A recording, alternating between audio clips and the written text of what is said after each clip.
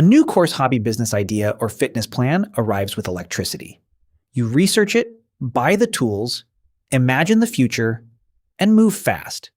Then novelty fades.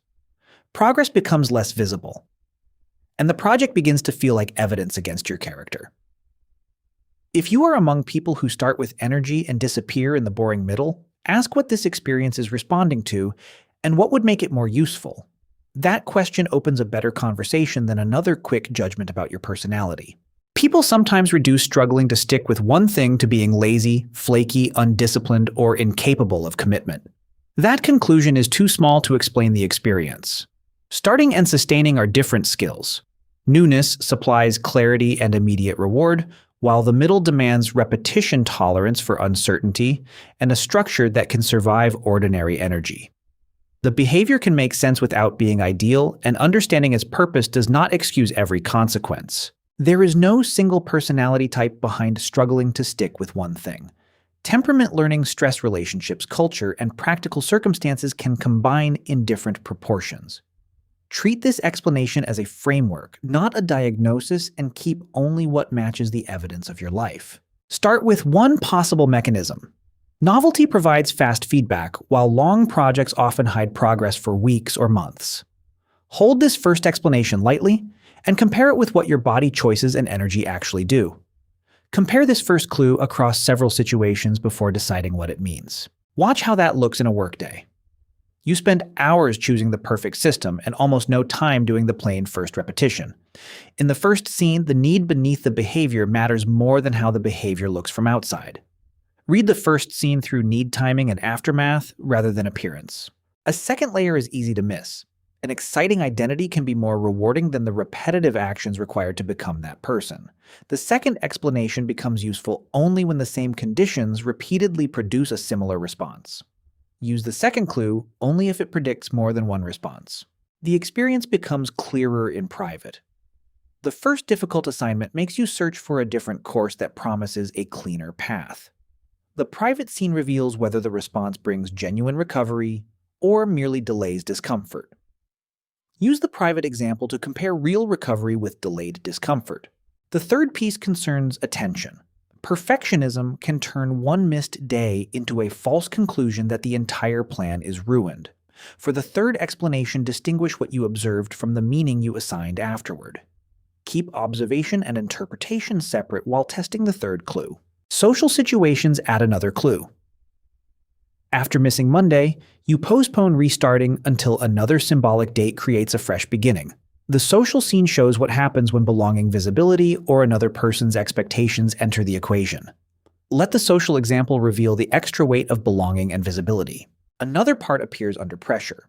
Vague projects create endless decisions, so beginning each session consumes the energy meant for the work. This fourth possibility matters most when pressure changes the intensity, timing, or cost of the response. Pressure is the comparison point for the fourth clue. Now place the same response inside a stressful week. 5 half-built projects remain visible around the room, each carrying a small charge of guilt. The stressful week example separates a stable preference from a temporary response to depleted capacity. Use the stressful example to check whether depleted capacity changes the response. A final mechanism helps explain repetition. Some goals belong to an imagined life and lose force once you meet the actual daily experience. The fifth explanation should increase choice. Discard it if it only supplies a more sophisticated insult. A useful fifth clue creates options instead of another fixed identity. One final scene separates a trait from a trap.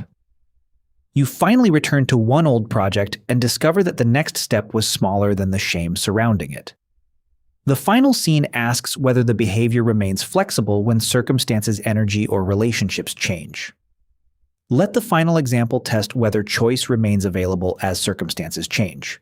To make the follow-through pattern more precise, compare 3 conditions: a rested day, a depleted day, and a day spent with people who feel safe.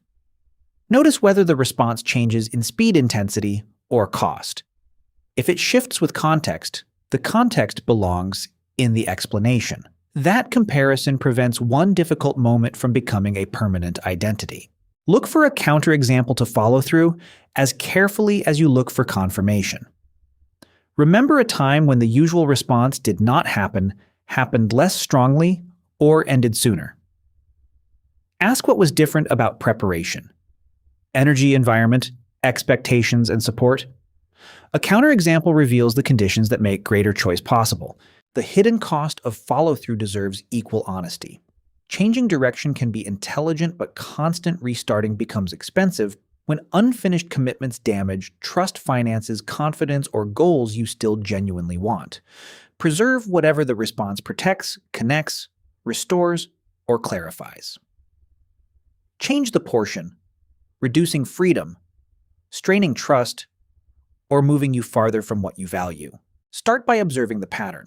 Define what finished means before enthusiasm expands the project beyond what your life can support. A second step is practical. Shrink the next session until it has a visible start, and stop such as 20 minutes or one completed page. Third, make the change specific. Plan for the boring middle by choosing a repeatable schedule rather than relying on the feeling that began the goal. Fourth, make the new response repeatable. Keep a short parking lot for new ideas so curiosity is respected without replacing today's commitment. Fifth, use support carefully. After a missed day, resume with the smallest unit instead of creating a punishment plan.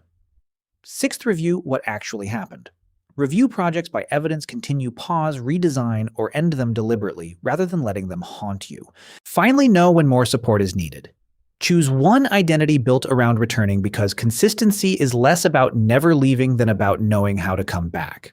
Persistence is not automatically virtuous. Leaving a goal that no longer fits can be mature. The key is making that decision consciously instead of escaping the first uncomfortable middle. Flexibility means choosing among several responses instead of being pushed into one move. An understandable response does not have to become the only move available. Try one 7-day experiment designed for follow-through, but do not repeat a generic ritual every day. Choose one relevant action, use it in a real situation, and record the outcome. Keep revise or discard the experiment according to evidence rather than guilt. You do not need to become a person who loves repetition every day. Build a path that expects fluctuating interest and still makes return easy. The unfinished middle stops being a verdict when it becomes a place you know how to navigate. The goal is not a new label, it is enough understanding and flexibility to make a more deliberate next choice.